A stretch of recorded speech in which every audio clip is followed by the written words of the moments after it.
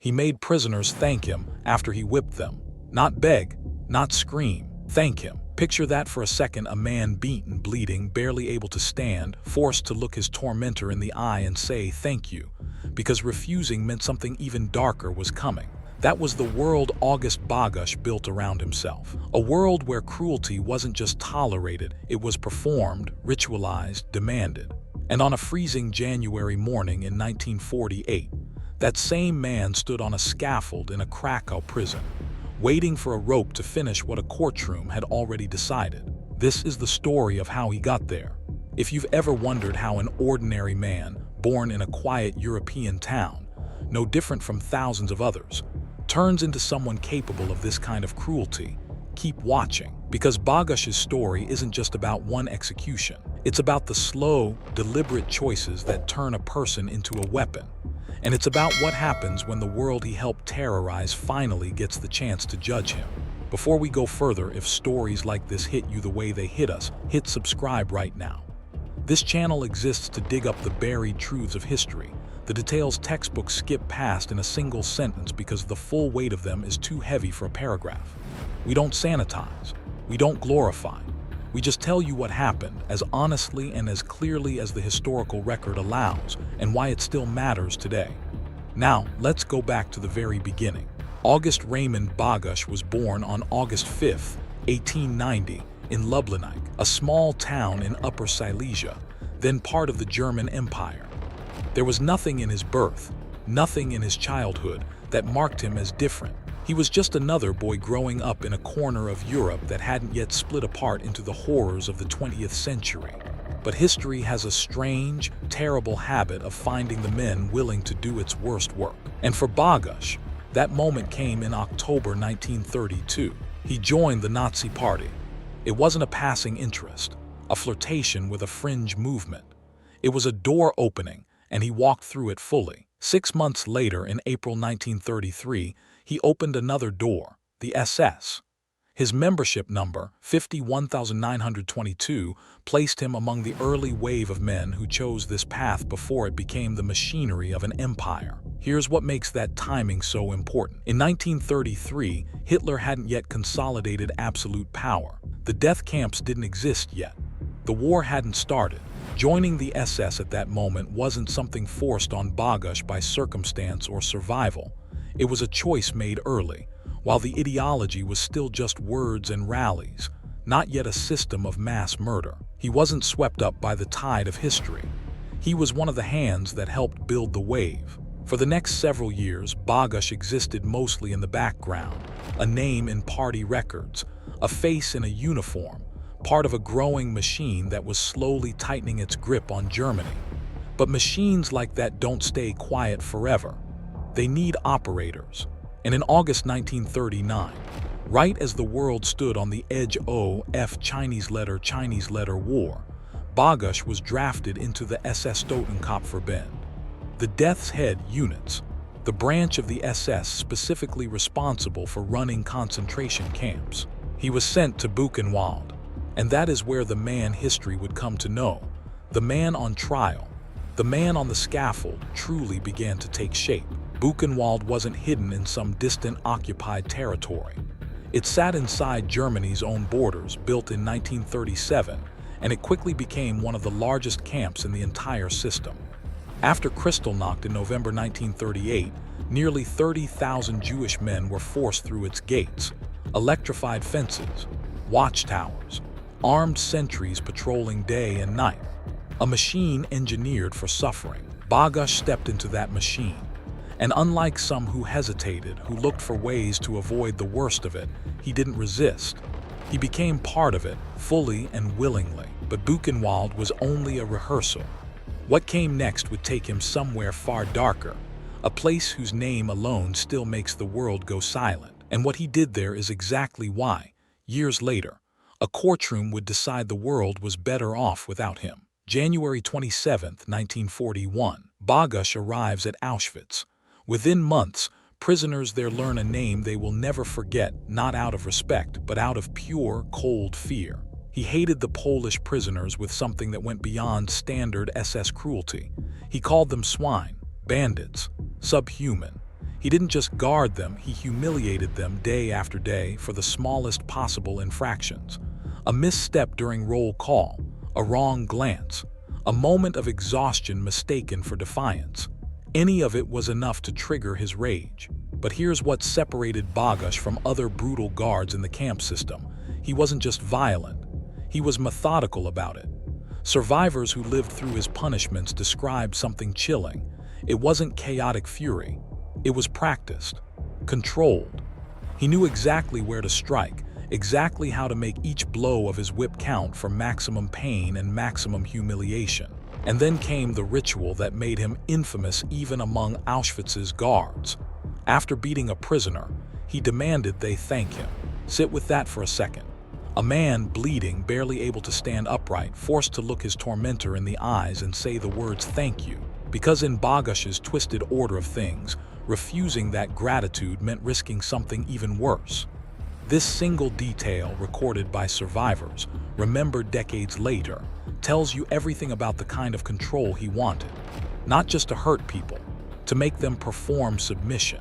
He didn't stop at random beatings either.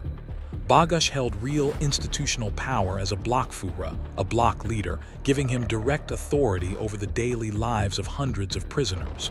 Their food, their movement, their small, fragile chances of survival, all filtered through his mood on any given day. And then there was the ramp. The rail ramp at Auschwitz was where trains packed with terrified families arrived after days of travel with no food, no water, no idea what awaited them. It was here that SS officers made split-second decisions with a flick of a hand, left or right, life or death, in less time than it takes to read this sentence. Bogusch was one of the men making that gesture. In the summer of 1943, this became one of his defined roles, standing on that ramp, selecting Jewish prisoners straight from incoming transports and sending them directly to the gas chambers. Not soldiers fighting a war, families, children, the elderly, people who had done nothing except exist. For years, this was Bogusch's world.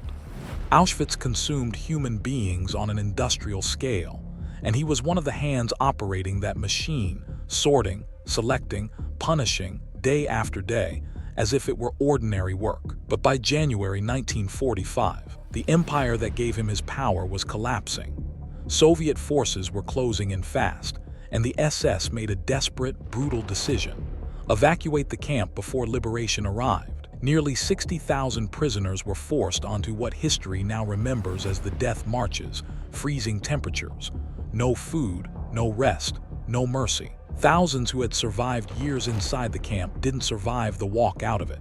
Bogusch didn't stay behind to face what was coming. He was pulled from Auschwitz and sent back to Buchenwald, then briefly to a camp near Oslo, and finally to Gusen, a brutal subcamp of Mauthausen in Austria, built near stone quarries so punishing that more than half the prisoners held there died from exhaustion, starvation, and disease. He kept moving, kept surviving, kept staying one step ahead of the collapsing empire he had spent over a decade helping to build. But empires don't fall quietly. They leave behind paperwork, testimonies, faces that survivors never forget no matter how many years pass. Because when Germany finally surrendered, the Allies didn't stop looking once the shooting ended. They started building lists, lists of names, of camps, of crimes. And somewhere on one of those lists, in careful handwriting, was the name August Bogusch. This time, there would be nowhere left for him to run. The war was over. Germany lay in ruins, its cities reduced to rubble, its ideology exposed for the world to see in full, horrifying detail. And across Europe, a different kind of operation was underway, not a battle, but a hunt. Not for soldiers, but for the men who had run the machinery of extermination. August Bogusch was captured by the Allies. But here's the moment that must have shifted something in him, the fear that must have set in. He wasn't kept in Allied custody, processed quietly, filed away in some distant camp for prisoners of war. He was handed over to Polish authorities. Think about what that meant for a man like Bogusch, the country whose people he had called swine, whose citizens he had beaten, humiliated, and sent to their deaths. That same country was about to decide whether he lived or died. There would be no distant tribunal, no foreign judges unfamiliar with the specifics of his crimes. He was going back to the exact soil where his cruelty had happened, to face the exact people who remembered it. In November 1947, the Auschwitz trial began in Krakow. Poland's Supreme National Tribunal placed 40 former Auschwitz staff members in the dock, guards, doctors, block leaders. The entire architecture of a death camp laid bare in a courtroom for the world to examine. Among the most notorious names standing trial, Arthur Liebehenschel, the camp's former commandant, Maria Mandel, who had overseen the women's camps with her own brand of terror, Dr. Johann Kremer, an SS physician who had taken part in the selections, and standing among them, facing the same reckoning, August Bogusch. For weeks, survivors took the stand.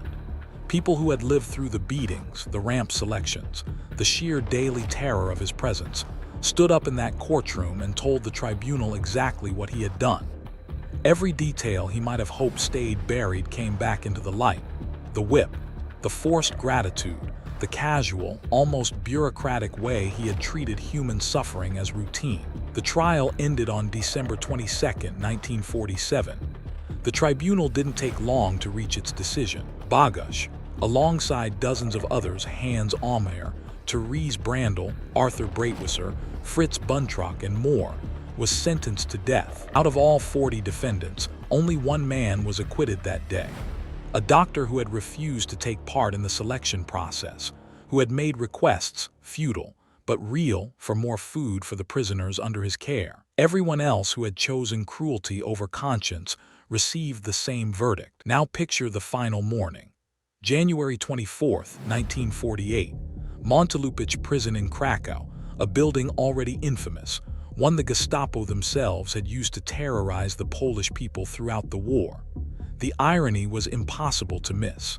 A place built for Nazi terror was about to be used one final time, but now it belonged to the survivors of that terror, not its architects. Maria Mandel and Therese Brandl were executed first that day. Then, one by one, the rest followed, each name called, each sentence carried out exactly as the tribunal had ordered. And then it was Bogusch's turn, the same hands that had once cracked a whip across a prisoner's back, that had once pointed toward the gas chambers with a casual flick, that had once demanded gratitude from the people he tortured. Those hands were bound now. There was no ritual of force thanks this time.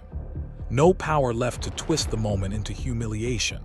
Just a rope, a scaffold, and a sentence carried out in the full light of the justice he had denied to so many others. By the afternoon, it was over. August Bogusch, who once decided who lived and who died with nothing more than a glance, no longer had any power left to decide anything at all. There's something in this story that goes beyond the shock of the details. It's a reminder that history remembers not just the victims, but the men who created them.